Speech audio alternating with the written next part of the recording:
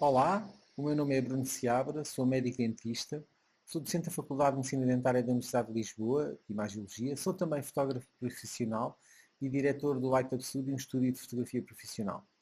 Este é o módulo 3 do curso para assistentes dentários, organizado pela Ordem dos Médicos Dentistas, em que iremos falar de imagiologia dental-maxilofacial. Este é o capítulo 6, em que vamos falar de materiais radiográficos. Na realidade, vamos falar dos principais materiais radiográficos, aqueles que vocês irão encontrar no vosso dia-a-dia, principalmente, para vos ajudar no diagnóstico, para se divertirem também com os casos dos vossos próprios médicos, e então vamos falar desses materiais. Espero que gostem da aula e apreciem. O principal material que vamos falar agora, primeiro vamos começar pela amálgama, que será o material assim mais antigo que vocês podem ver, que a amálgama é um material que é muito opaco, porque é feito de metal. A amálgama quer dizer mistura, e precisamente a amálgama tem uma mistura de diferentes metais, uma limalha de metal com mercúrio, por isso é considerado também hoje em dia um material tóxico e cada vez tende a entrar mais em desuso, inclusive há países que proibiram a sua utilização.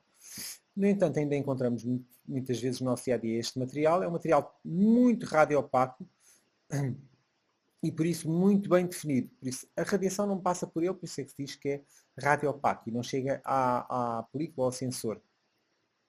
Então fica assim totalmente branco.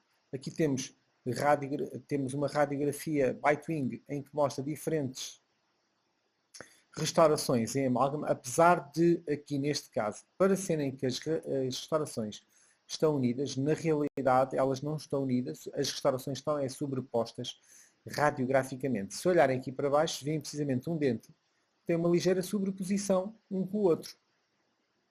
Isto é um erro de angulação horizontal, por isso o sensor não foi totalmente colocado perpendicular aos pontos de contacto e aparece isto. E pode dificultar inclusive o diagnóstico das patologias que estivemos a falar, nomeadamente das cáries, mais precocemente. E aqui neste caso, o facto de elas ficarem sobrepostas também parece que são totalmente unidas, mas não são.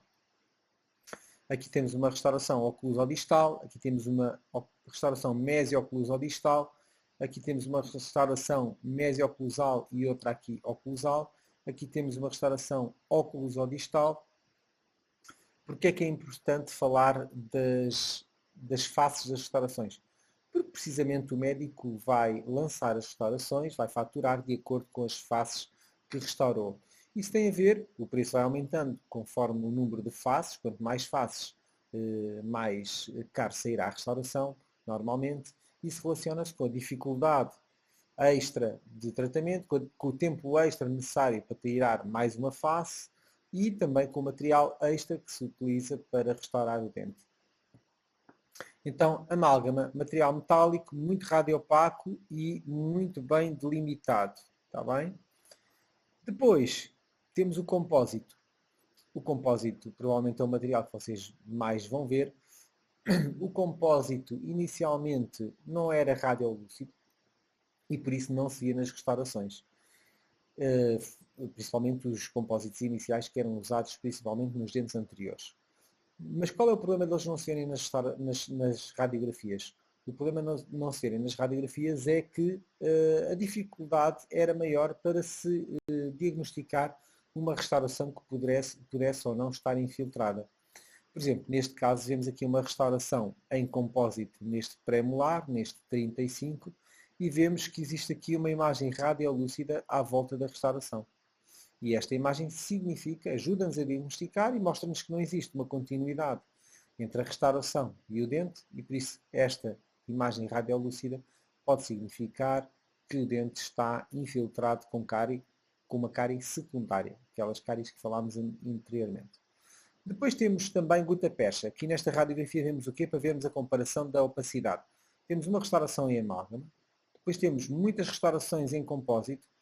O compósito tem uma particularidade também, que é o facto de quanto mais compósito nós tivermos, mais radiopaco ele fica.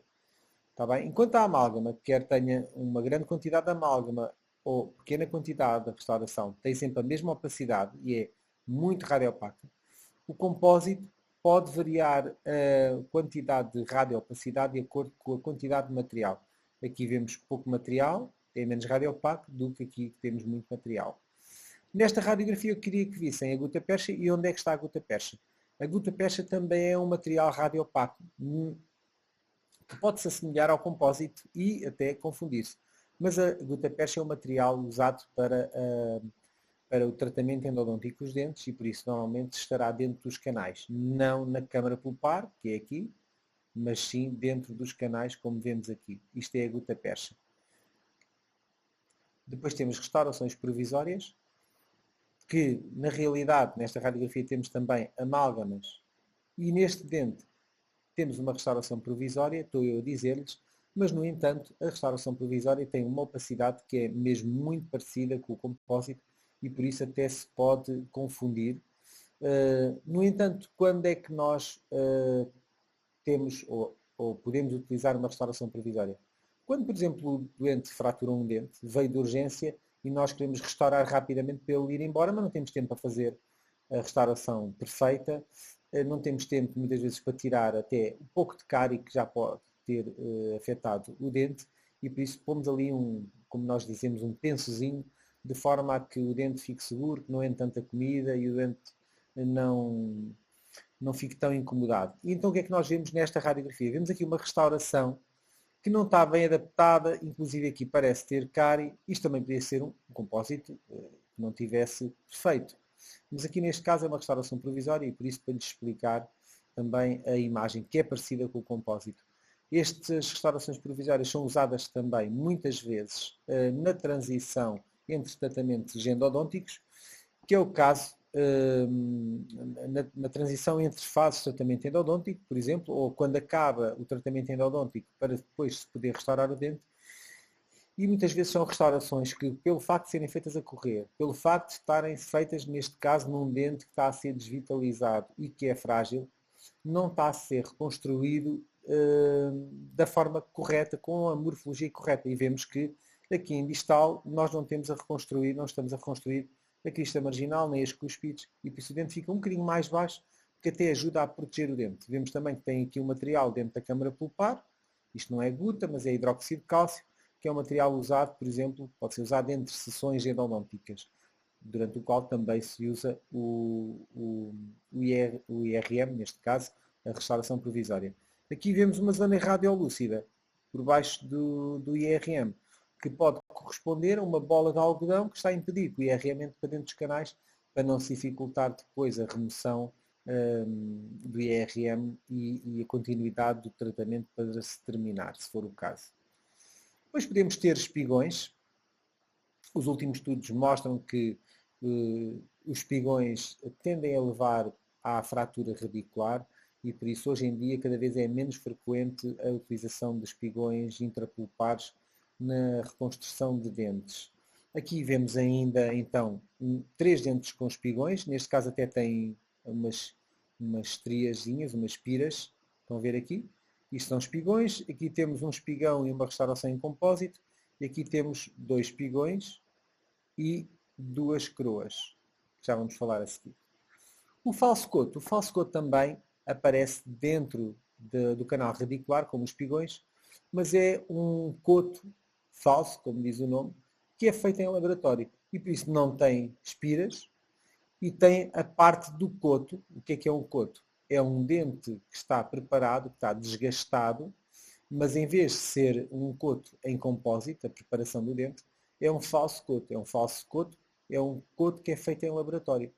Por isso, então temos uma peça que é feita em laboratório, que tem a parte coronária do coto e depois tem estes prolongamentos para o canal, que se poderiam confundir com espigões, mas os espigões normalmente não têm esta parte metálica na coroa e têm outro tipo de reconstrução, como estava no slide anterior. Depois temos coroas cerâmicas. Neste caso, por exemplo, o falso coto por cima tem uma coroa cerâmica. Vemos que é uma opacidade muito parecida com, neste caso, com o dente, com a dentina.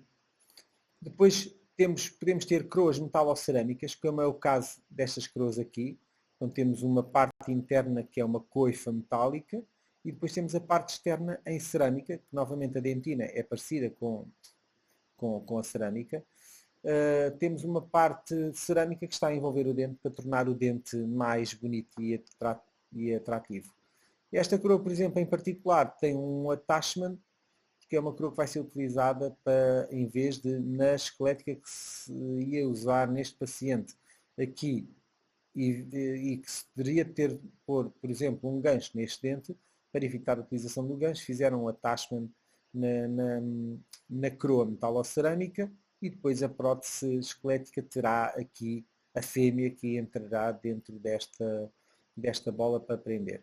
Aqui temos uma ponte do lado esquerdo de metalocerâmica, uma ponte em que vemos a parte interna de metal e depois temos a cerâmica aqui a envolver à volta e aqui vemos também um bocadinho neste dente suspenso. Aqui temos outra coroa também metalocerâmica e vemos inclusive melhor até a cerâmica aqui por baixo do dente, em cerâmica que está a envolver todo o dente, toda a volta, de forma a torná-lo bonito, como vimos anteriormente nas coroas. Temos o que aqui? Temos uma ponte com 4 elementos, 3 pilares. Os pilares, como nas pontes reais, servem de suporte à ponte, e temos um pôntico, que é um elemento suspenso. Aqui temos 3 pilares com 3 elementos com 2 pilares e um pôntico. Depois temos o implante. O implante é o correspondente a uma raiz falsa. Por isso não é um espigão, é implante.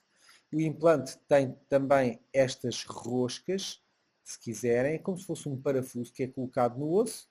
Depois tem aqui uma pecinha que vai permitir atravessar a gengiva, que é um pilar ou um abutment, que não faz parte da mesma peça, é outra peça à parte, que depois pode ser trocado mais tarde para se fazer outro tipo de coroa. Aqui vemos uma reabilitação com vários implantes em cima, com 7 implantes, e em baixo uma reabilitação também com 4 implantes, típica, chamada All-on-4, em que se coloca toda a estrutura sobre 4 implantes e tem esta imagem típica em que os implantes distais estão angulados. Aqui vemos também uma radiografia em que o paciente tem brackets. Este fiozinho ortodôntico é o arame de ortodontia usado entre os brackets. Depois temos implantes em cima. E aqui em baixo temos este paciente, o paciente teve um tumor nesta zona. Temos uma placa de titânio com parafusos, aqui, a prender a placa de osteossíntese para o osso, que não existe, ficar unido e não ficar suspenso. Por isso, esta placa irá substituir o osso que foi retirado durante a cirurgia que o paciente fez. E pronto, e terminamos esta aula. É sempre interessante a gente olhar para as coisas e perceber o que estamos a ver e compreender um bocadinho mais. E é para isso que estamos aqui a falar em imagiologia, para vocês também aproveitarem ao máximo as consultas dos vossos médicos. Obrigado. O próximo capítulo será sobre erros radiográficos, que eu penso que irá ajudá-las muito, nomeadamente na execução das radiografias panorâmicas, para terem maior sucesso. Até já!